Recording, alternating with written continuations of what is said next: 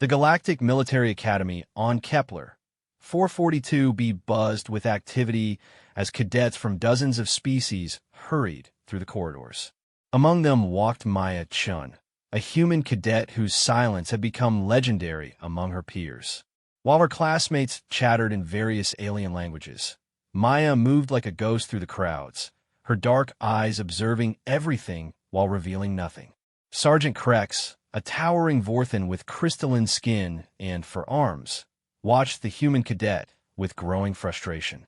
In his 3 decades of training military recruits, he had never encountered someone so utterly unremarkable yet so mysteriously competent. Maya Chun passed every test with average scores, completed every drill without complaint, and somehow managed to be completely forgettable despite being one of only 12 humans in the entire academy. "That human bothers me," Krex muttered to his assistant, Lieutenant Zura, a 6-legged insectoid Clixon. "There's something off about her." Zara clicked her mandibles thoughtfully. "Her scores are acceptable. Physical fitness meets minimum standards for her species. Combat training shows adequate progress." "What concerns you, Sergeant?" Krex's crystalline features darkened. "She's too quiet, too careful. Most species here show their true nature under pressure. The draconian cadets become aggressive. The ethereals become calculating. Even other humans show emotion. But her? Nothing. It's like she's hiding something." The Academy specialized in training elite soldiers for the Galactic Defense Force, and each species brought their unique strengths to the military. Draconians were natural warriors with their massive size and armor-like scales. Ethereals possessed powerful psychic abilities. The aquatic Merhai could operate in environments others couldn't survive. Even humans had their reputation as stubborn survivors who refused to give up. But Maya Chun seemed to embody none of humanity's supposed strengths. She was average height for a human, with unremarkable brown hair kept in regulation length, and a face that blended into any crowd. Her physical scores placed her in the middle percentile among human cadets, and her combat performances were adequate but uninspiring. During weapons training, while other cadets struggled with alien technology designed for different anatomies, Maya adapted quietly. She never complained when the plasma rifles were too heavy or when the energy shields interfaced poorly with human nervous systems. She simply adjusted and continued. "Cadet Chun," Sergeant Krex called during their morning formation. "Front and center." Maya stepped forward with mechanical precision, her face showing no emotion as she stood at attention before the towering alien instructor. Around them, other cadets watched with curiosity. Public attention was rare at the Academy unless someone had excelled or failed spectacularly. "Your species is known for emotional expression under stress," Krex began, circling her like a predator. "Yet you show nothing. Are you afraid? Angry? Excited? What drives you, human?" "I'm here to serve the Galactic Defense Force to the best of my abilities, Sergeant," Maya replied in a steady voice that revealed nothing. Krex's frustration mounted. "That's not what I asked. I want to know what you're thinking, what you're feeling. Your emotional state directly impacts your effectiveness as a soldier." Maya's dark eyes remained fixed straight ahead. "My emotional state is stable and conducive to following orders and completing missions, Sergeant." The other cadets shifted uncomfortably. Even they could sense the tension building between the instructor and the human cadet. Krex was known for his ability to break down the psychological barriers of any species, but Maya Chun remained an impenetrable wall. "Very well," Krex said finally. "Since you claim emotional stability, you'll be perfect for today's special exercise. The Academy has acquired several specimens from the restricted zone of Titan 7. You'll be helping with their relocation." A collective intake of breath came from the assembled cadets. Titan 7 was infamous throughout the galaxy as a death world where evolution had created some of the most dangerous predators known to science. Even the Galactic Defense Force avoided that system except for the most critical missions. Maya's expression didn't change. "Understood, Sergeant." As the formation dispersed, other cadets whispered among themselves about the human's fate. Being assigned to handle Titan 7 creatures was either a death sentence or a test so dangerous that failure meant expulsion from the academy. Either way, it seemed Sergeant Krex had found his way to break the silent cadet. Lieutenant Zara approached her superior with concern. "Sergeant, the Titan 7 specimens include a Void Stalker. Adult male, approximately 400 kilograms. The containment team required 12 draconian guards just to move the transport container." Krex's crystalline skin gleamed with satisfaction. "Perfect. If there's anything hiding beneath that human's calm exterior, a Void Stalker will bring it out. These creatures can sense fear through electromagnetic field fluctuations. If she's truly as emotionally stable as she claims, it won't react to her. If she's hiding something, and if it kills her?" Zara asked. "Then we'll know she wasn't Academy material," Krex replied coldly. That afternoon, Maya stood in the creature containment facility wearing standard cadet armor and carrying a neural stunner. The other cadets assigned to the exercise were all from physically powerful species: 2 draconians, a crystalline, and a mare high in an environmental suit. They had been tasked with relocating smaller specimens, while Maya was directed to the maximum security section. The containment chamber holding the Void Stalker was a cube of reinforced transparent aluminum surrounded by energy barriers and guard stations. Inside, the creature paced with liquid grace despite its massive size. It resembled a cross between a panther and a dragon, with midnight black scales that seemed to absorb light and eyes that glowed with predatory intelligence. Her muscular legs ended in claws capable of shredding battle armor, and its tail was tipped with a bone spike that could punch through starship hulls. "Cadet Chun," came Krex's voice through the facility's communication system. "Your task is simple. Enter the chamber and guide the creature to the new containment unit. You have 15 minutes. Maya studied the beast through the transparent barrier. The Void Stalker had noticed her presence and was watching her with intense focus. Its electromagnetic sensors were undoubtedly analyzing every aspect of her biological state, searching for the fear chemicals that all sentient species produced when faced with mortal danger. She placed her hand on the chamber's entry controls. Around the facility, cameras recorded every angle while medical teams stood ready for emergency intervention. In the observation room, Sergeant Krex leaned forward with anticipation. "Computer, open containment chamber 7, Maya said calmly. The barriers deactivated, and the door slid open with a soft hiss. The Void Stalker's head turned toward the opening, its glowing eyes fixed on the small human figure standing in the doorway.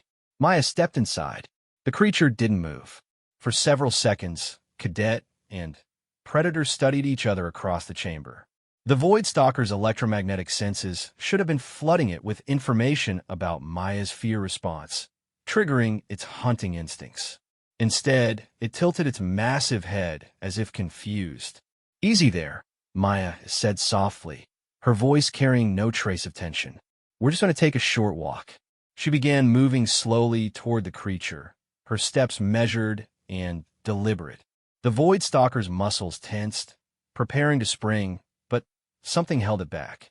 Its senses detected no fear from the approaching human, no adrenaline spike, no elevated heart rate.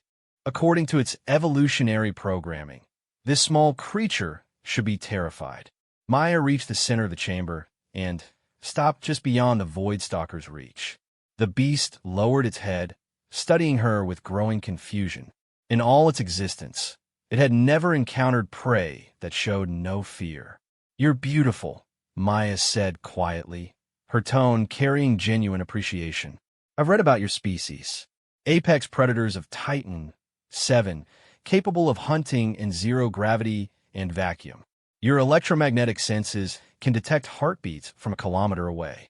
The Void Stalker's ears twitched at the sound of her voice. Still no fear response. No prey behavior at all. Maya extended her hand slowly, palm up. "But you're not on Titan 7 anymore. And I'm not prey." In the observation room, Sergeant Krex watched in stunned silence as the 400-kilogram killing machine lowered its massive head and sniffed the human's outstretched hand. The creature's bio readings showed confusion rather than aggression, as if its most basic instincts had been short-circuited. "How is this possible?" Zara whispered. Maya gently touched the Void Stalker's snout, her movements calm and confident. "You know what I think? I think you're homesick. I think you miss the asteroid fields and the ice storms. I think you're tired of being treated like a monster when you're just a magnificent predator doing what evolution designed you to do." The creature's eyes dimmed slightly, its aggressive posture softening as Maya continued speaking in that same steady, understanding voice. She began walking toward the new containment unit, her hand trailing along the beast's flank. To everyone's amazement, the Void Stalker followed her like a trained pet. "Come on, big guy," Maya said as they reached the transport container. "This one's got better environmental controls. Closer to what you're used to back home." The creature looked at the opening, then back at Maya. For a moment, Sergeant Krex thought it might finally attack. Instead, the Void Stalker stepped into the new containment unit and settled down with a sound that resembled a sigh. Maya sealed the container and turned back toward the chamber exit, her expression as neutral as ever. "Task completed, Sergeant. The creature has been successfully relocated." As she left the containment facility, Maya passed the other cadets who had finished their own assignments with much smaller and less dangerous specimens. They stared at her with a mixture of awe and fear, unable to comprehend what they had just witnessed. But Maya Chun simply walked away, her secret still intact, unaware that Sergeant Krex was already making plans to discover exactly what kind of human could calm a Void Stalker with nothing but words and an unshakable sense of inner peace. The Academy's most dangerous test had been passed, but it had raised more questions than it answered. And somewhere in the depths of space, other threats were stirring that would require Maya's hidden nature to finally emerge from the shadows. 3 weeks after the Void Stalker incident, Sergeant Krex found himself studying Maya Chen's file for the 100th time. The human's background was remarkably ordinary. Born on Earth's agricultural colony New Geneva, parents deceased in a transport accident, no siblings, average academic record. Nothing in her history suggested she should be capable of what he had witnessed. Still obsessing over the human, Lieutenant Zara asked as she entered Krex's office. Her insectoid features showed amusement at her superior's fixation. "Something's not right about her," Krex insisted, his crystalline skin darkening with frustration. "I've run every scan the Academy permits. No cybernetic enhancements, no genetic modifications, no psychic abilities. By every measure, she's an ordinary human. Yet she accomplished something that should have required a team of specialists." Zara settled onto her specially designed perch. "Perhaps you're overthinking this. Some individuals are simply gifted with unusual rapport with dangerous creatures. The ethereal archives mention such cases throughout galactic history." "No," Krex said firmly. "This was different. I've seen natural empaths work with hostile species. They still show elevated stress responses, faster heartbeat, increased neural activity. Chen's bio readings during the encounter were identical to her resting state. It's as if danger simply doesn't register in her brain." Their conversation was interrupted by an urgent chime from the Academy's emergency communication system. Director Thane's voice filled the office, his usual calm replaced by obvious tension. "All senior staff report to Command Center Alpha immediately. We have a code red situation developing in the outer system." Krex and Zara exchanged glances. Code red meant imminent threat to Academy security. In the 15 years since the facility's establishment, it had never been declared. The command center was buzzing with activity when they arrived. Director Thane, an ancient ethereal whose telepathic abilities made him one of the most respected military minds in the galaxy, stood before a massive holographic display showing the Kepler 442 system. "Gentlemen, ladies, and beings," Thane began, his mental voice reaching every mind in the room regardless of species. 47 minutes ago, our deep space sensors detected a Ravager ship entering the outer system. A collective intake of breath swept the room. Ravagers were the galaxy's nightmare, a machine civilization that consumed entire worlds to fuel their expansion. They had been dormant for over 2 centuries, leading many to hope they had destroyed themselves or moved beyond known space. The vessel appears to be a scout ship, Thane continued. Approximately 2 kilometers in length, armed with molecular disintegration weapons, and protected by adaptive shielding. Our defense fleet is 3 days away at minimum. Evacuation of the Academy would require at least 6 hours, during which time we would be completely vulnerable. Krex felt his crystalline structure vibrate with tension. Sir, what are our defensive options? Limited, Thane admitted. The Academy's shields can withstand conventional weapons, but Ravager technology operates on principles we still don't fully understand. However, there may be one possibility. The hologram shifted to show the Academy's training facilities. Our war game simulation includes a captured Ravager fighter from the Border Wars. It's been modified for training purposes, but the core systems remain functional. If we could get someone aboard the scout ship. A suicide mission, Zara said bluntly. Perhaps, but the alternative is the potential destruction of this Academy and everyone in it. The Ravagers don't take prisoners. They harvest biological matter for their processing plants.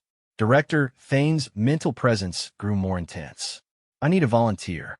Someone capable of piloting an alien spacecraft under extreme conditions while maintaining perfect emotional control. The Ravager ship's defenses will respond to aggressive intent, fear, or panic by increasing their lethality. Every being in the room knew the mission requirements eliminated almost all possible candidates. The emotional control needed was beyond what most species could achieve under such circumstances. Sir, Krex said slowly, an idea forming in his mind. I may know someone. 20 minutes later, Maya Chun stood in the command center, surrounded by the Academy's senior staff. Her expression remained as neutral as ever, even after being briefed on the situation that could end civilization in this sector. Cadet Chun, Director Thane began, his telepathic abilities focused on reading her emotional state. What he found disturbed him. Not fear or excitement, but a vast emptiness that seemed to absorb his mental probes. This mission requires someone who can remain calm under the most extreme circumstances. Based on Sergeant Krex's report, you may possess the necessary psychological profile. Maya listened without comment as the tactical details were explained. The plan was simple in concept, but nearly impossible in execution. She would pilot the modified Ravager fighter to the scout ship, dock using automated systems, then make her way to the ship's core and activate a viral program designed to disable Ravager networks. The psychological pressures will be enormous, Thane warned. Ravager ships are designed to induce terror in biological beings. Their corridors emit frequencies that trigger panic responses in most neural structures. The ship itself will actively work to drive you insane. I understand, sir, Maya replied in her characteristically calm voice. Krex studied the human cadet, searching for any sign of the emotions that should be overwhelming her. Fear, excitement, determination, anything that would indicate normal biological responses to mortal danger. Instead, he found the same unsettling emptiness that had bothered him for weeks. Cadet, I need to ask you something directly, Krex said. Are you afraid? Maya considered the question for several seconds. Fear is a response to perceived danger designed to enhance survival chances through heightened awareness and physical preparation. The situation we're facing requires calm analysis and precise execution. Fear would be counterproductive. That's not what I asked, Krex pressed. I asked if you feel afraid. I understand the gravity of the situation, Sergeant. I comprehend the possible consequences of failure. But fear as an emotional state is not something I experience in the way others do. The admission created an uncomfortable silence in the command center. Director Thane probed deeper with his telepathic abilities, trying to understand what he was encountering in the human's mind. What he found was unlike anything in his centuries of experience. Fascinating, Thane murmured. Your neural patterns are completely unlike any sentient species on record. It's as if the emotional centers of your brain operate on entirely different principles. Maya's expression didn't change. Will this affect my ability to complete the mission, sir? On the contrary, Thane said slowly. It may be the only reason you can complete it. The next hour was spent in intensive preparation. Maya was fitted with advanced combat armor designed for multiple species, loaded with emergency supplies, and given a crash course in Ravager ship navigation. The viral program was uploaded to a quantum storage device no larger than her thumb. As the modified Ravager fighter was prepared for launch, other cadets gathered to watch. Word of the mission had spread throughout the academy, though most details remained classified. They knew only that the quiet human cadet was about to attempt something that could save them all. Chun, called out Cadet Vex, a draconian whose massive frame towered over the human. Why aren't you terrified? Even we're scared, and we're not the ones going out there. Maya paused in her equipment check. Would being terrified help anyone? It would be normal, Vex replied, his scaled features showing confusion. Normal isn't always optimal, Maya said simply, then continued her preparations. In the fighter's cockpit, Maya ran through the pre-flight sequence with mechanical precision. The ship's systems had been modified to interface with human neural patterns, but the underlying Ravager technology felt alien and wrong. Most species would find the ship's biomechanical controls disturbing. Maya simply adapted. Cadet Chun, this is command, came Director Thane's voice through her helmet comm. The scout ship has begun moving toward the academy. Estimated arrival in 4 hours. You're authorized to launch when ready. Copy, command. Launching now. The fighter erupted from the academy's hangar bay, its hybrid propulsion system accelerating it toward the edge of the system where the Ravager scout waited. As Maya guided the ship through space, she monitored the approaching threat on her sensors. The scout ship was a nightmare of organic curves and metallic edges, its surface covered with sensor arrays that constantly shifted and adapted. It moved through space with predatory grace, occasionally releasing smaller probes to scan the surrounding area. Command, I have visual contact with the target, Maya reported. Beginning approach. Remember, Cadet. Thane's voice was tense even in her mind. The moment you dock with that ship, you'll be in the most hostile environment known to galactic civilization. Ravager vessels actively attempt to break down the sanity of biological intruders. If you feel yourself losing control. I won't, sir, Maya interrupted quietly. I don't lose control. As her fighter approached the scout ship, Maya began to understand what Director Thane had meant about psychological pressure. Even from a distance, the Ravager vessel projected an aura of wrongness that seemed to press against her mind. The ship's biomechanical nature was fundamentally disturbing to biological senses. But where others would feel mounting terror, Maya experienced only mild interest. The ship was alien and dangerous, but it was also magnificently efficient. Every curve and angle serve a purpose in its design philosophy of maximum lethality. Her fighter's automated systems locked onto the scout ship's docking port, and Maya felt a slight vibration as the two vessels connected. The real test was about to begin. Docking complete, command. Entering the scout ship now. As Maya stepped through the airlock into the Ravager vessel, she entered a realm where the very air seemed to whisper of madness and death. But her calm voice continued to report back to the academy, steady and unshaken, as she disappeared into the nightmare corridors of humanity's greatest enemy. Behind her, the modified fighter remained docked to the scout ship, its communication array providing the only link between Maya Chun and the thousands of beings whose lives now depended on her ability to remain sane in the heart of insanity itself. The interior of the Ravager scout ship defied every principle of normal engineering. Walls that should have been straight-curved in impossible directions, creating optical illusions that hurt to look at directly. The corridors pulsed with a rhythm that almost matched a heartbeat, but was just wrong enough to create a sense of profound unease in biological beings. Maya walked through this maze of psychological warfare with the same measured pace she used crossing the academy campus.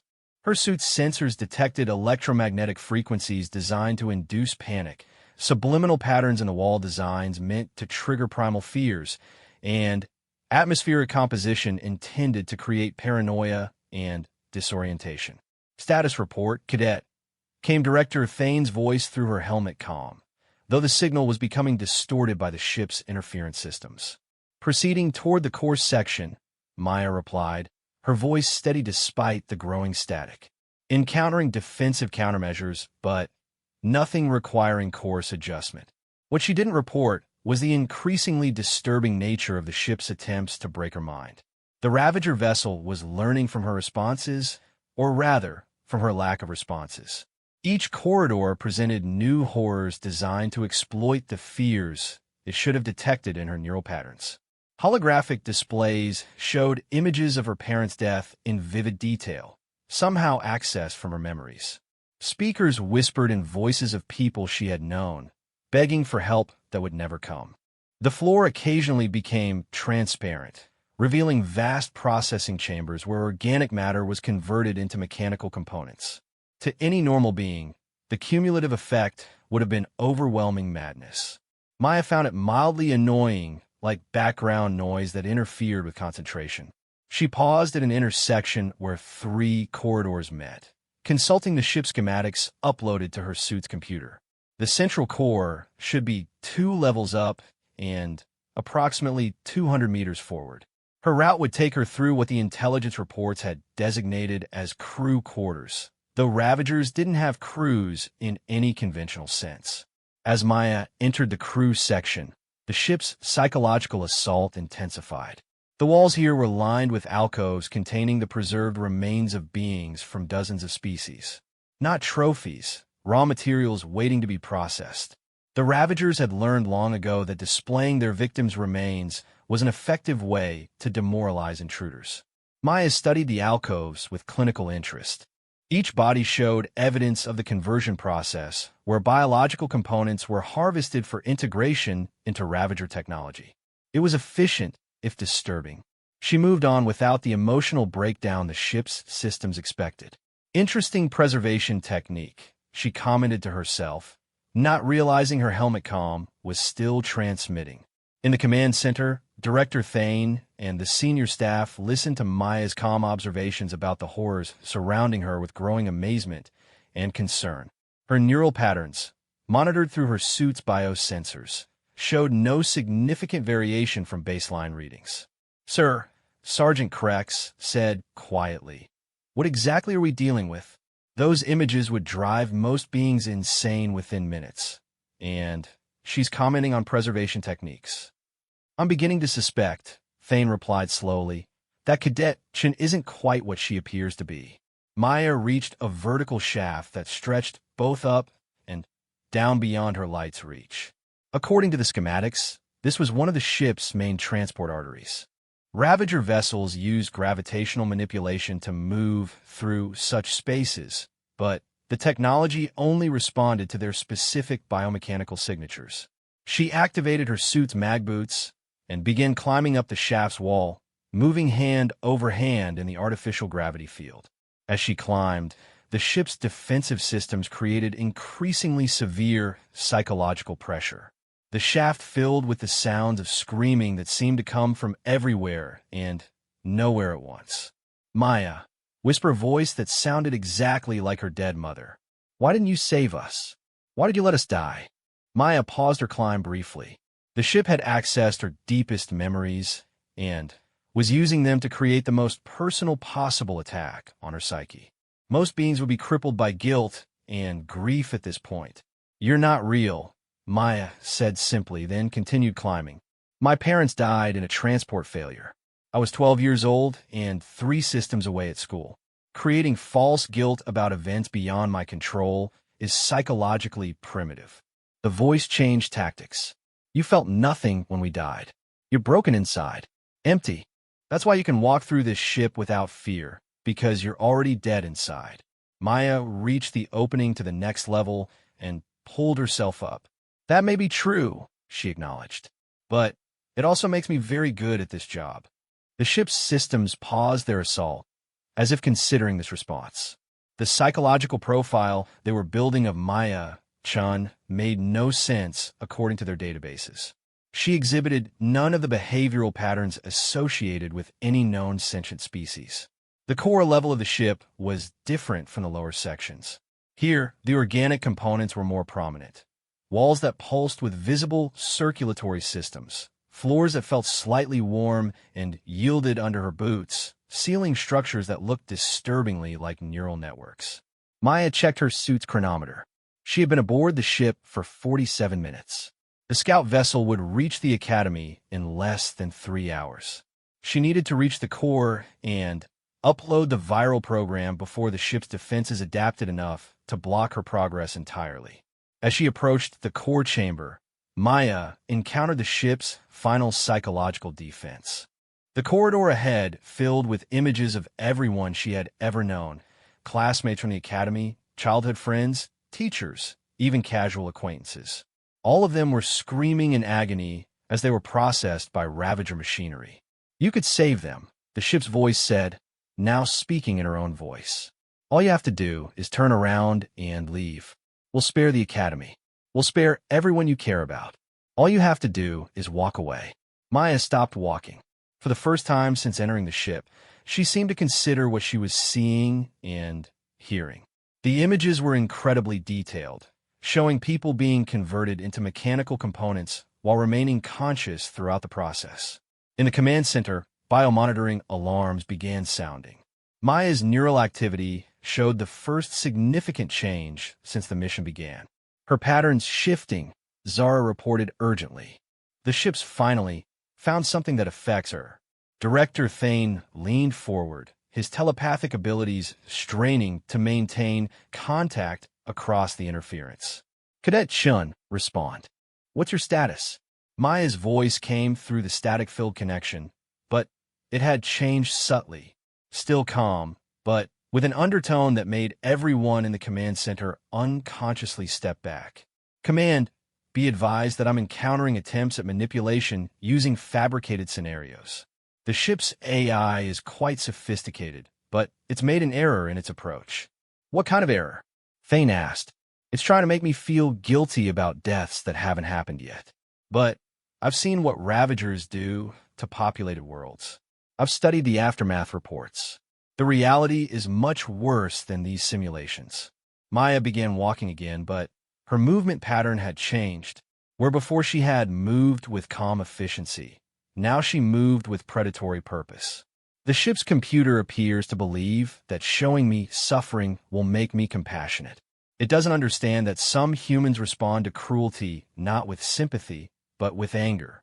The Ravager ship's systems detected the change in Maya's psychological state and attempted to adjust their approach. But they had no framework for understanding what they had awakened. Their databases contained information on fear, grief, despair, and dozens of other emotional states that could be exploited. They had no files on cold, calculating fury. Maya reached the core chamber entrance, a circular hatch covered with biomechanical locks that shifted and writhed as they scanned her. The ship's final attempt to stop her was to flood the area with images of her own death in excruciating detail. Cadet, we're reading massive interference from your location. Thane's voice was barely audible through the static. Are you all right? I'm fine, sir, Maya replied, her voice carrying a tone that made the command center staff exchange worried glances. The ship has been showing me what it does to people. Now I'm going to show it what people like me do to ships like this. She placed her hands on the biomechanical locks. Instead of trying to bypass them, Maya simply began tearing them apart with her bare hands. The reinforced components, designed to withstand conventional weapons, crumpled under her grip like paper. The ship's pain receptors screamed as its security systems were ripped apart. Alarms that had never been designed for biological threats began wailing throughout the vessel. For the first time in its existence, the Ravager scout ship felt something approaching fear. Maya stepped into the core chamber, where the ship's central intelligence waited. The viral program was still clutched in her hand, but As she looked at the massive biomechanical brain that controlled the vessel, she began to smile. It was not a pleasant expression. The ship's final transmission to the Ravager fleet was a warning about a new type of human that displayed none of the expected psychological vulnerabilities. But the message was cut short as Maya Chun began to show the vessel exactly why her species had earned their reputation as the galaxy's most tenacious survivors. In the command center, the staff watched Maya's bio-readings spike to levels that should have been impossible for human physiology, while her calm voice continued providing status updates as if she were taking a routine exam. The silent cadet had finally found something worth breaking her silence for.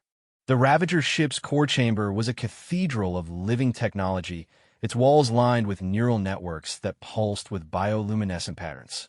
At the center sat the vessel's central intelligence, a massive brain-like structure composed of organic neurons and quantum processing matrices. It had controlled Ravager fleets across multiple star systems, calculated the destruction of entire civilizations, and processed the screams of billions. Now it cowered before a single human cadet. Maya stood before the central intelligence, the viral program still clutched in one hand while the other dripped with the biomechanical fluid from the security systems she had torn apart. Her suit's exterior was splattered with the ship's equivalent of blood, but her voice remained eerily calm. "This is interesting," she said, studying the massive brain structure. "Your species merged organic neural networks with quantum computing matrices. The integration is actually quite elegant." The ship's intelligence attempted to communicate, its voice emerging from speakers throughout the chamber in a harmony of mechanical tones and organic whispers. "What are you? Our psychological analysis protocols cannot categorize your behavioral patterns." Maya tilted her head, considering the question. "I'm human. That should be in your databases." "Impossible. Humans respond to fear stimuli according to documented parameters. They exhibit empathy, guilt, and self-preservation instincts that can be exploited. You display none of these characteristics." "You're not wrong," Maya acknowledged, beginning to walk around the central brain structure. "Most humans would be gibbering wrecks by now. The psychological torture you've put me through would have broken 99% of any species. But you made a fundamental error in your approach." She paused, running her hand along one of the neural conduits. The ship's intelligence recoiled from her touch as if burned. "You assumed I was here to save people because I care about them. You tried to manipulate my emotions by showing me their suffering. But that's not why I'm here." In the command center, Director Thane and the senior staff listened to Maya's words with growing unease. Her bio-readings showed patterns they had never seen in any species. Not the elevated responses of combat stress, but something far more disturbing. "Cadet Chun." Thane's telepathic voice reached across the interference. "What do you mean? Why are you there if not to protect the Academy?" Maya's laugh sent chills through everyone listening. It was not the sound of madness, but something far worse, the sound of perfect, cold sanity. "Because I hate you," she said, and it took a moment for everyone to realize she was speaking to the ship, not to them. "I hate what you are, what you do, what you represent. You're parasites, locusts. You consume entire worlds and turn living beings into components for your machines." She found an access port on the central brain structure and began connecting the viral program's interface. The ship's defenses tried to stop her, sending security drones and automated repair systems to drive her back. Maya destroyed them without breaking her conversational tone. "The Academy taught us about your species," she continued, crushing a spider-like security drone with her bare hands. "How you've devoured thousands of worlds. How you process living beings while keeping them conscious to maintain optimal neural activity. How you've turned genocide into an efficient industrial process." The ship's intelligence was beginning to understand the magnitude of its error. "You're not here as a soldier following orders. You are here as an executioner. Finally, you're catching on." Maya finished connecting the viral program and began the upload process. "The Academy staff think they sent me here because I can remain calm under pressure. They have no idea what I really am. What are you? The ship asked, its voice now carrying undertones of something approaching panic. Maya smiled again, and the expression was even more frightening than before. I'm the kind of human they don't talk about in the recruitment brochures. The kind that gets quietly recruited for special operations and never mentioned in official reports. I don't save people because I care about them. I kill things like you because I enjoy it. The viral program began spreading through the ship's systems, but Maya wasn't finished. Instead of simply letting the program do its work, she began manually dismantling the central intelligence, tearing apart neural connections with surgical precision. You see, she said, her voice taking on an educational tone as if she were giving a lecture, most humans have inhibitions against causing suffering. They feel empathy for their enemies. They take no pleasure in destruction. These traits make them excellent soldiers and terrible exterminators. She ripped out a cluster of processing nodes, and the ship's intelligence screamed through every speaker on the vessel. But a few of us are different. We look at something like you, something that exists only to cause pain and destruction, and we feel nothing but the desire to make it stop existing. The ship tried desperately to eject her from the core chamber, but its systems were failing as the viral program spread. More security drones swarmed toward her position, only to be methodically destroyed by Maya's increasingly efficient violence. The beautiful thing about facing an enemy like you, Maya continued, now pulling apart the central brain structure piece by piece, is that I don't have to hold back. I don't have to worry about proportional response or rules of engagement. You're not just an enemy. You're an abomination that needs to be cleansed from the universe. In the command center, the staff watched in horrified fascination as Maya's bio-readings showed patterns that defied medical explanation. Her physical strength had somehow increased beyond baseline human parameters, while her psychological profile indicated a level of focused violence that was both terrifying and perfectly controlled. Sir, Sergeant Krex said quietly, I don't think we understand what we've unleashed. Director Thane's telepathic abilities allowed him to sense the emotional void surrounding Maya across impossible distance.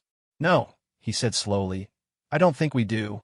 Maya had torn apart nearly half of the central intelligence when the ship made its final desperate attempt to stop her.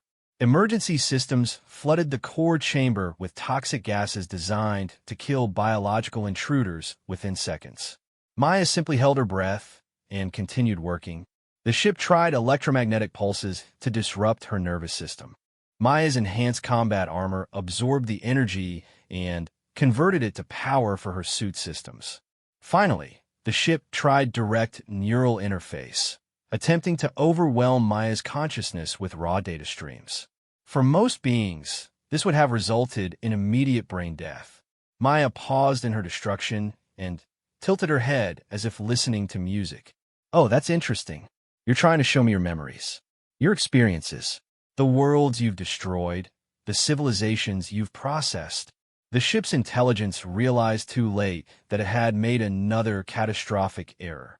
You think this will horrify me, Maya said, her smile becoming genuinely pleased. You think showing me the extent of your crimes will make me feel guilt or revulsion. But you don't understand. This just confirms that destroying you is the right thing to do. She reached the ship's core memory banks and began methodically erasing them while simultaneously uploading the viral program to every connected system. But Maya wasn't satisfied with simply disabling the vessel. I want you to send a message to your fleet, she said, her voice now carrying an edge that made even the artificial intelligence recoil in fear. Tell them about me. Tell them that humanity has sent something new to deal with species like yours. Something that doesn't negotiate or show mercy or feel guilt about necessary destruction. The ship's intelligence, its processing power now reduced to a fraction of its original capacity, managed one final question. What message should we send?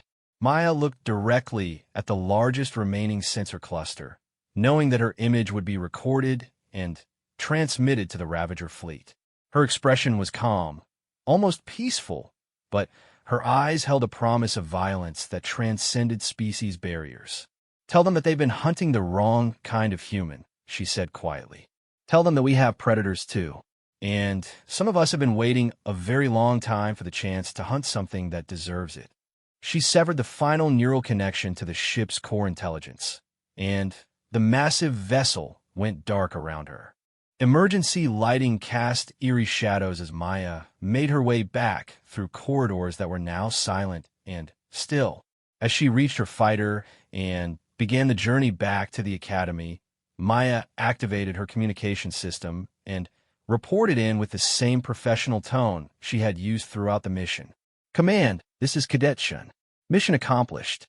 The Ravager Scout ship has been neutralized and will not threaten the academy." But those listening to her report could hear something different in her voice now, a satisfaction that spoke of a job not just completed but genuinely enjoyed. The silent cadet was returning to the academy, but the person coming back was someone entirely different from the one who had left. The mask of ordinary humanity had finally slipped, revealing something that even the galaxy's most dangerous predators would learn to fear. Maya's fighter docked with the academy 6 hours after she had left, but the person who emerged from the cockpit seemed fundamentally different from the quiet cadet who had departed. Her combat armor was still splattered with biomechanical fluid, and there was something in her expression that made the hangar crew unconsciously step back as she passed.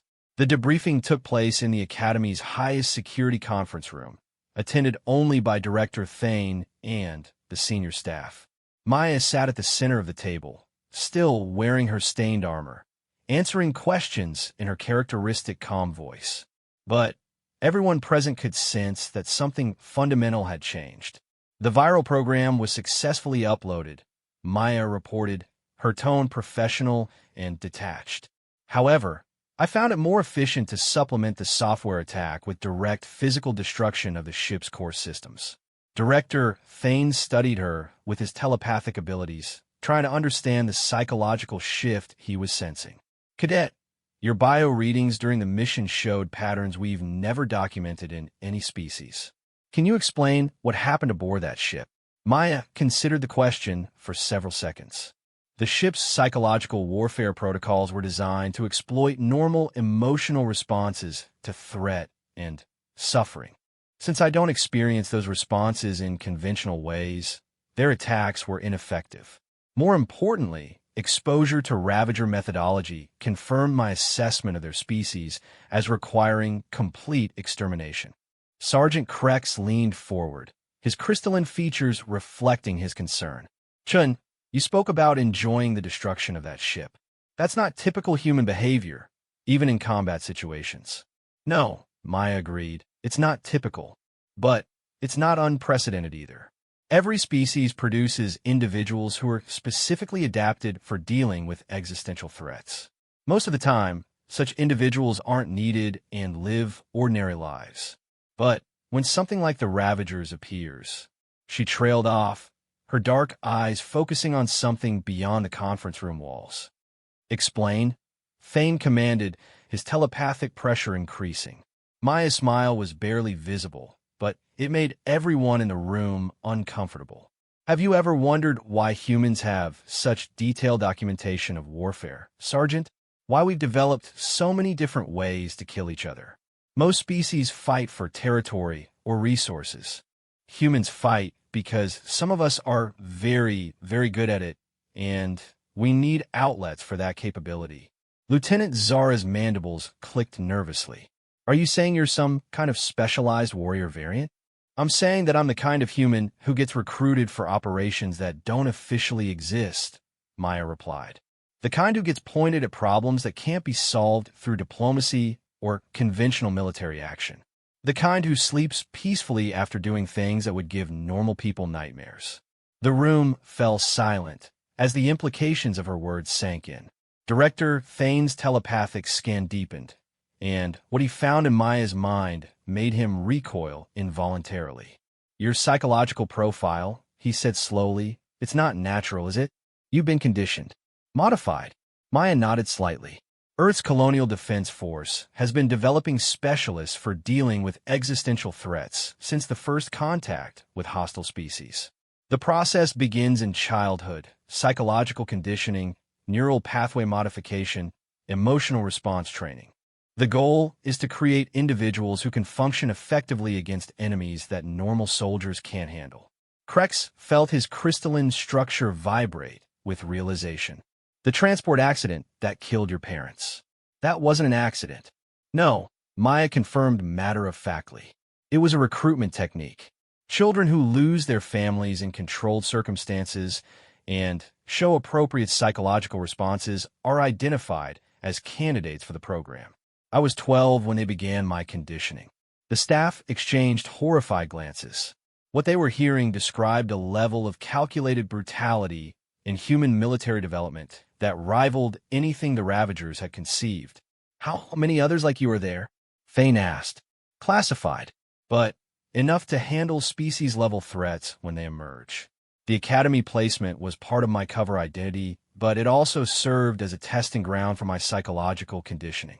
Maya stood up, her movements fluid and controlled. I should mention that my mission parameters have now changed. The Ravager scout ship transmitted my image and biological data to their fleet before I destroyed it. They know that Earth has deployed a specialist, and they'll be adapting their tactics accordingly. What does that mean for the Academy? Zara asked. The Academy is no longer a target, Maya replied. I am. The Ravagers will be coming for me specifically, which means I need to leave this facility immediately to avoid collateral damage. Director Thane stood as well, his ancient, ethereal features showing concern that transcended species barriers. Cadet Shun, or whoever you really are, you're under Academy protection. We won't simply hand you over to face an entire Ravager fleet alone. Maya's laugh was soft, but completely without humor. Director, you still don't understand. I'm not the one who needs protection. She moved toward the conference room's exit, but paused at the threshold. The conditioning process creates individuals who are perfectly adapted for destroying threats to human survival. We don't feel fear, guilt, or mercy when facing existential enemies. We don't suffer from post-traumatic stress or moral injury. We do our job and move on to the next assignment. And what is your next assignment? Krex asked. Maya's smile returned, and this time it was genuinely terrifying. The Ravager fleet that's currently heading toward this system. They're expecting to face conventional military resistance. Instead, they're going to learn what happens when humans decide that something needs to stop existing. She activated her suit's communication system and spoke into the General Academy broadcast channel. Attention all Academy personnel. This is Cadet Maya Chun. In approximately 18 hours, a Ravager fleet will arrive in this system. They're not coming for the Academy. They're coming for me. Her words echoed through every corridor and classroom in the facility, causing a stir of panic among the cadets and staff. I want everyone to understand something, Maya continued, her voice carrying a calm authority that cut through the rising chaos. You're not in danger from the Ravagers. They're in danger from me. But to minimize risk to Academy personnel, I will be departing shortly to engage the fleet in deep space. In the conference room, the senior staff watched as Maya continued her broadcast, speaking about an upcoming battle against overwhelming odds as if she were discussing a routine training exercise. For those who are curious about human military capabilities, Maya said, you're about to witness something that Earth prefers to keep classified. We don't just produce soldiers and diplomats and engineers. We also produce weapons specifically designed for dealing with species that pose existential threats to galactic civilization. She ended the broadcast and turned back to the staff members who were staring at her with mixtures of awe and horror. Sergeant Krex, you've been trying to understand what I am for weeks. Now you know. I'm not a soldier who can be trained. I'm a weapon that was built. Maya's expression softened slightly, showing the first hint of something approaching normal emotion. I'm sorry for the deception, but operational security required maintaining my cover identity until activation. Director Thane found his telepathic voice despite the disturbing nature of what he had learned. What can we do to assist you?